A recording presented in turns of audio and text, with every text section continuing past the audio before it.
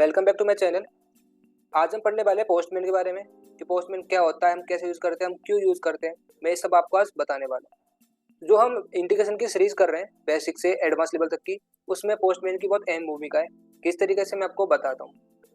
जैसे कि हमारे पास जब भी हम इंटीग्रेशन का पार्ट करते हैं तो हमारे पास क्या होता है, वेब सर्विस का यूआरएल होता है। हम उस यूआरएल को हिट करते हैं और उस यूआरएल से हमें क्या मिलता है, रेस्पॉन्स मिलता है। ठीक है, उस यूआरएल के थ्रू क्या करते हैं, हम एक डेटाबेस से एक सर्वर से दूसरे सर्वर में क्या करते हैं, अपन रिक्वेस्ट भेजते हैं। वो यूआरएल हमारे लिए बहुत हेल्पफुल होता है। उसी यूआरएल से हमारा सारा सारा पूरा प्रोसेस होता है इंटीग्रेशन का, राइट। तो इंटीग्रेशन के प्रोसेस में कैसे भूमिका निभाता है पोस्टमैन, मैं आपको बताता हूँ। ठीक है, सबसे पहले हमें यूज क्यों करना है पोस्टमैन, राइट। तो यूज इसलिए करना है, मान लो हमारे पास एक वेब सर्विस का यूआरएल आ गया, राइट। अब उस यूआरएल को हमें क्या करना है, हिट करना है और उससे हमें डेटा रेस्पॉन्स में लेना है। अब हमको क्या पता कि वो यूआरएल सही से काम कर रहा है कि नहीं कर रहा, उसका रेस्पॉन्स कैसा आएगा, राइट। वो सर्वर पर रिक्वेस्ट भेज भी पाएगा, नहीं भेज पाएगा। अगर हम रिक्वेस्ट भेज रहे हैं तो हमें उसके साथ क्या क्या पैरामीटर ऐड करके भेजने हैं और किस फॉर्मेट में भेजने हैं, कैसे हमें ऑथेंटिकेशन प्रोवाइड करना है, वो सब हमारे मन में क्या था, डाउट रहता है कि हम कैसे कैसे उन सब चीज़ों को इसमें ऐड करके भेजेंगे, राइट।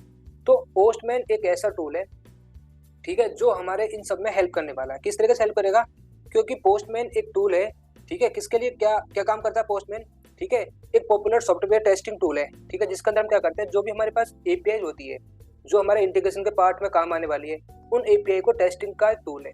हम क्या करते हैं, पोस्टमैन पे जो एपीआई होती है हमारे पास में, उनको टेस्ट करते हैं कि कैसे हम उसके अंदर पैरामीटर ऐड करके भेजें, कैसे हम उसका रेस्पॉन्स चेक करें कि वो प्रॉपरली रेस्पॉन्स दे रहा है नहीं दे रहा, क्या रेस्पॉन्स में कोई पैरामीटर गलत तो नहीं आ गया, कोई चीज़ की कमी तो नहीं है। मतलब कुल मिला के अपनी जो वेब सर्विस का यूआरएल होता है, उस यूआरएल को हमें टेस्ट करना होता है कि कैसा उसमें डेटा आएगा, कैसा उसमें रेस्पॉन्स आएगा और क्या क्या हमें पैरामीटर के साथ में ऐड करके भेजने हैं और किस फॉर्मेट में भेजने हैं, कैसे हमें ऑथेंटिकेशन प्रोवाइड करना है। वो सब हम कहाँ से करते हैं, टेस्टिंग पर्पज से, तो पोस्टमैन के थ्रू करते हैं। ओके, तो हम चलते हैं सिंपल पोस्टमैन दिखता कैसे, मैं आपको बताता हूँ।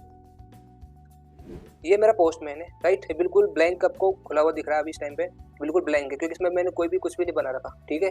जब आप आते हैं पोस्टमैन पे तो इस तरीके की विंडो अपने को यहाँ पर खुल के दिखती है, ठीक है। अब मैं आपको इसमें एक एक स्टेप बताता हूँ कि एक एक स्टेप कैसे कैसे क्या काम करता है पोस्टमैन के बारे में, राइट।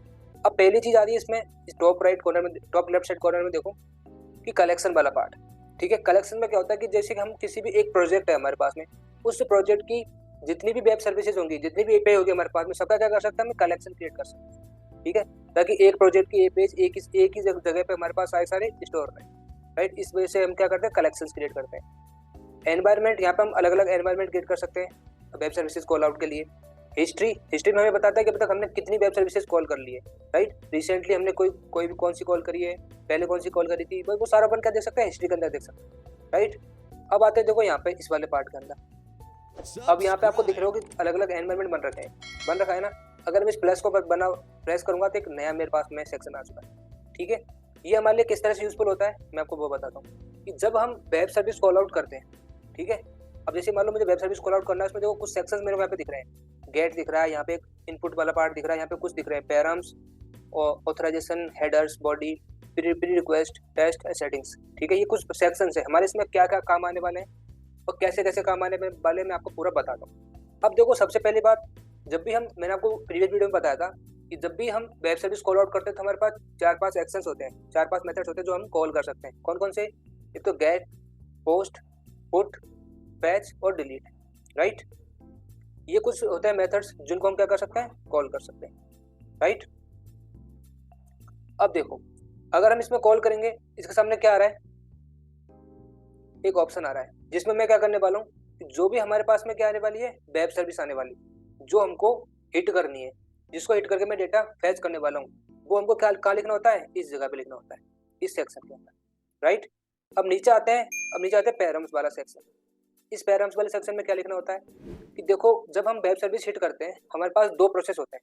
कौन सा, पैरामीटर भेजने के लिए, इसके लिए पैरामीटर भेजने के लिए कौन कौन से, एक तो अपन पैरामीटर भेजते हैं एपीआई के साथ में end of this URL add करके, राइट। और एक अपन भेजते हैं उसकी बॉडी के अंदर, राइट। हम दो तरीके से भेजते हैं, या तो अपन उसकी बॉडी के अंदर भेजो, अदरवाइज अपन उसको पैराम्स में ऐड करके भेजो। जब हम पैराम्स के अंदर की और वैल्यू की पेयर में अपन डेटा ऐड करेंगे, कोई भी फील्ड ऐड करना है, फिर कोई भी वैल्यू ऐड करनी है, ठीक है, वो कहाँ से करते हैं, अपन पैराम्स के ऐड में करते हैं। और जब हम पैराम्स में ऐड करेंगे और बॉडी में ऐड करेंगे, दोनों में डिफरेंस क्या होगा मैं बताता हूँ। जब हम पैराम्स के अंदर ऐड करते हैं तब क्या होता है कि जो फील्ड जो पैरामीटर हमने ऐड किए वो end of this URL add हो जाता है, इस यूआरएल के एंड में। लाइक दैट, जैसे मैं यहाँ पे नेम ऐड करता हूँ,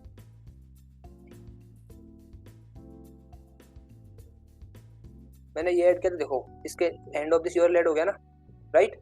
यहाँ पे इस तरीके से ऐड हो जाएगा। अगर अब आता सेक्शन ऑथराइजेशन का। ऑथराइजेशन में क्या होता है कि जब भी हम कोई वेब सर्विस हिट करते हैं, ठीक है, उसमें क्या होता है कि बेसिक एक ऑथेंटिकेशन हमें प्रोवाइड करना होता है। क्या करना होता है? बेसिक ऑथेंटिकेशन, कि भाई मैं एक ऑथेंटिकेट पर्सन हूँ और मैं इस वेब सर्विस को हिट कर रहा हूँ, ठीक है। तो जब भी हम हिट करते हैं तो वो जिस सर्वर में हम डेटा फैच करें, जिस सर्वर से, वो वहाँ पे जाके जो हमने ऑथेंटिकेशन यहाँ पे प्रोवाइड किया है, जो हमने बैरियर टोकन यहाँ पे प्रोवाइड करेंगे इस जगह पर, रैंडम कोई भी टोकन हो सकता है, वो उस टोकन से अपना ऑथेंटिकेशन चेक करता है कि भाई जिसने भी रिक्वेस्ट भेजी है वो ऑथेंटिकेट पर्सन है या फिर नहीं है। ऑथेंटिकेट पर्सन होगा तो ही वो डेटा अपने को रिटर्न करके देगा, अदरवाइज हमको वो किसी भी तरीके की कोई एरर हमें प्रोवाइड कर देगा अगर हम ऑथेंटिकेट पर्सन नहीं है तो। अब नेक्स्ट सेक्शन आता है अपना हेडर्स, ठीक है। इसमें भी अपन क्या करते हैं? ऑथेंटिकेशन प्रोवाइड करते हैं। हेडर में अपन बैरियर टोकन, एक्सेस टोकन वगैरह अपन को यहाँ पे क्या करना पड़ता है? प्रोवाइड करना होता है फॉर दी ऑथेंटिकेशन, ठीक है। अब आती है बात बॉडी की, ठीक है। बॉडी में अपने पास में कुछ आपको अलग अलग सेक्शन दिख रहे होंगे।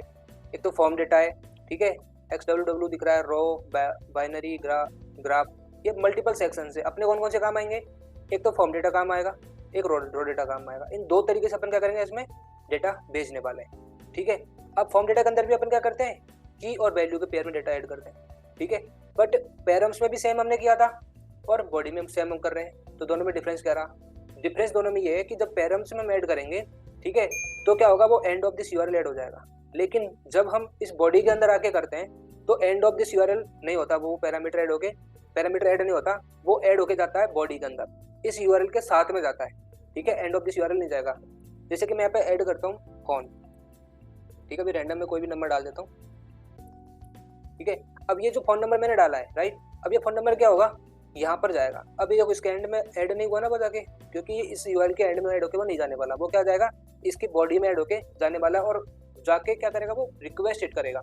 कौन सी वाली? पोस्ट के लिए, गेट, पोस्ट, पुट, पैच, जो भी हम रिक्वेस्ट यहाँ पे भेजने वाले हैं, ठीक है, वो रिक्वेस्ट जाके वहाँ पे हिट होगी। जो हमने पैरामीटर्स पास किए हैं उन पैरामीटर्स को वैलिडेट किया जाएगा। अगर हमारे पैरामीटर सही है, ऑथेंटिकेशन हमने सही प्रोवाइड किया है, तो वो हमें डेटा रिटर्न कर देगा, अदरवाइज हमें किसी भी तरीके का डेटा रिटर्न नहीं करेगा, ठीक है। तो ये छोटा सा इंट्रोडक्शन था, बाकी का अपन नेक्स्ट वीडियो में देखेंगे। तो इस वीडियो में सिर्फ इतना ही है, मिलते हैं अगली वीडियो में, जब तक के लिए जय हिंद।